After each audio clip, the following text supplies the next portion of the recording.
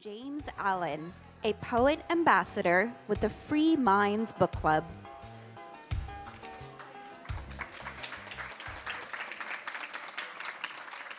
Thank you, thank you. I would like to start off with a poem. It's called Greater Southeast by me. Southeast DC, where the curtains are bed sheets, bad examples with good intentions, lots of glamour, but they never mentioned the pain, trauma, and a jail sentence. I was a part of a life where no one gets to win. The visions of my youth is where it all began. A lot of wrongs are labeled right, so how am I supposed to know I was wrong?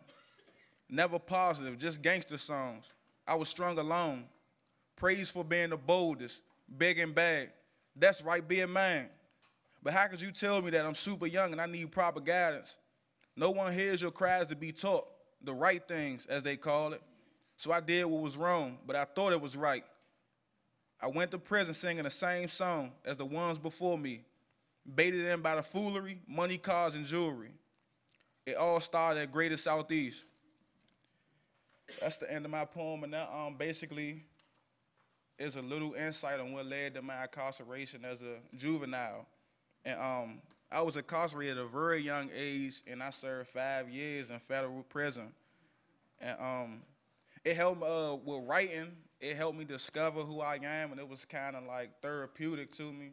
It was like a release. Whenever I felt a certain emotion or whatever, I isolate myself and just write or read, you know. And that helped me segue into being a great poet ambassador for Free Minds Book Club. It's a nonprofit in Washington, D.C. And I started off once I came home, I started off as an apprentice to the program, and now I work full-time in the office. And I go from school to school. If you're aware of the D.C. area, I go to schools like Cesar Chavez and Truesdale and things of that nature. If not, it's elementary schools if you're not from the D.C. area. But I go to a lot of schools and do outreaches, talking to kids, trying to get them to understand that it's a better way, you know. Don't listen and let what you see in your everyday life influence you to do the wrong things, you know. So that's basically what I do in my day-to-day life.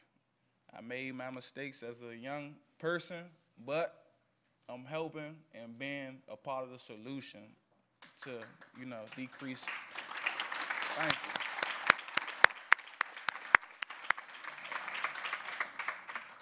Thank you. Thank you very much. So thank you so much, James Allen. That was that poem that James just read was written just for all of you here today, and we thought it would be meaningful to begin this morning with poetry capturing the experience of a young man in Southeast behind bars and beyond. So thank you, thank you. Good morning and welcome, everybody. I'm Margaret Low. I'm president of AtlanticLIVE, which is the events division of the Atlantic magazine, and we bring people together to talk about some of the weightiest issues of our time, and we think the conversation this morning about criminal justice certainly fits that bill. This morning's gathering is the third in our Defining Justice series. We kicked off in Oklahoma last fall, in Oklahoma City. We were looking at why Oklahoma sends more women to prison at a higher rate than any other state in the country. After that, we were in LA to consider how media and entertainment influence how we think about incarceration.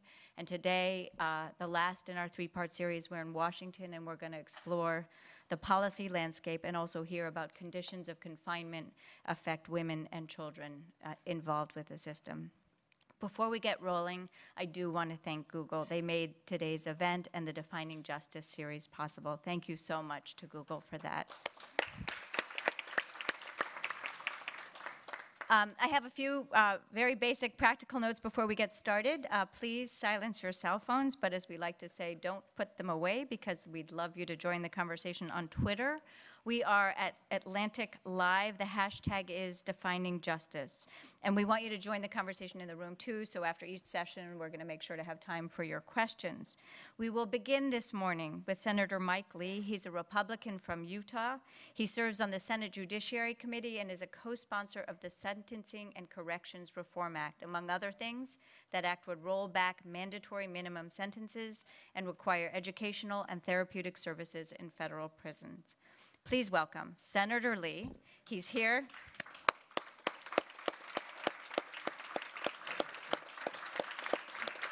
Welcome, Senator. And he's here with my colleague, Atlantic Executive Editor, Matt Thompson. Take it away, gentlemen.